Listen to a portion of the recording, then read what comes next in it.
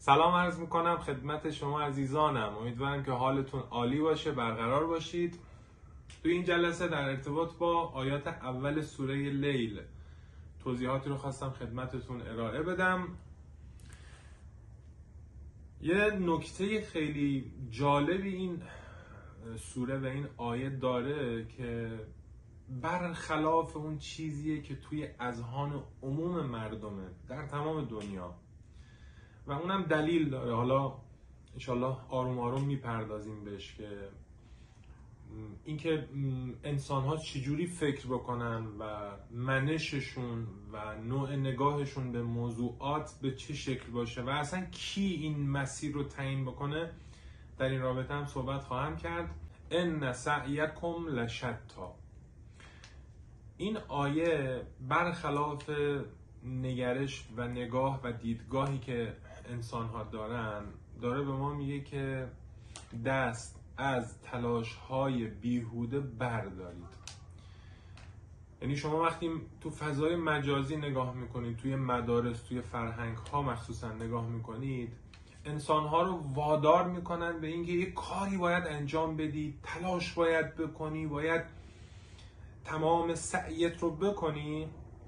اینجا خداوند بعد از قسم خوردن به چند مورد تأکید میکنه که تلاش های شما غالبا، یعنی اکثرش بیهوده است و این تلاش کردن نه فقط تو رو به مقصد نمیرسونه بلکه تو رو از اون نقطه دورت میکنه. دست بکش از تلاش های بیهوده.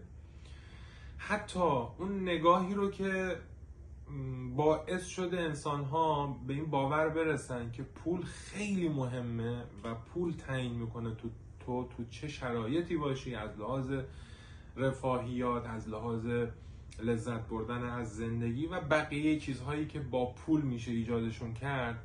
همین دیدگاه هم یک دیدگاه غلطیه.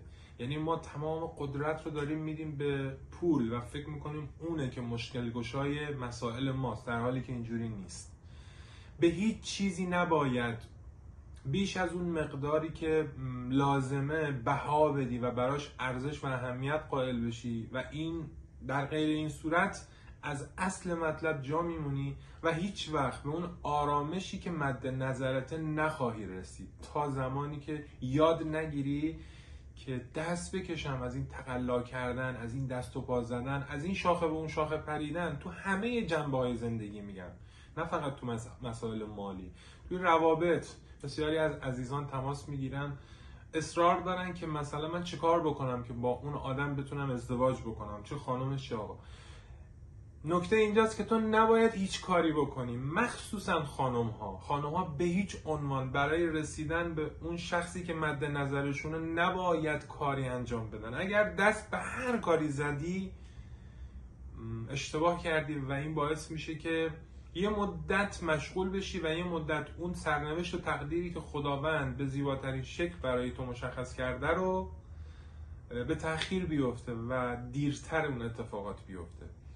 پس دست بکشیم از تلاش‌های بیهوده و تمرکزمون روی اون منبع، روی اون آگاهی کل، روی اون پروردگار قدرتمند باشه که اون اگر گوش به فرمانش باشی و سرخود کار خاصی انجام ندی، بهت قول میدم در ادامه آیه میفرماید که اگر تو مسیر باشی و به اون شکلی که ازت خواسته شده حرکت بکنی، آرامش داشته باشی، تقلا نکنی، اصرار نداشته باشی برای یک چیزی، من تو رو هدایتت میکنم به سمت آسان ترین ها. فسنیسره للیسرا. هدایتت میکنم به سمت آسان ترین ها، راحت ترین ها.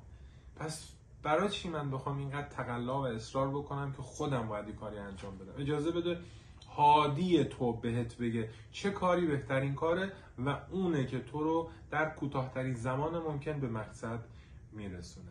تا جلسه دیگه و فرصتی دیگه و آیه دیگه شما رو به خدای بزرگ و مهربانم میسپارم. یا علی مدد.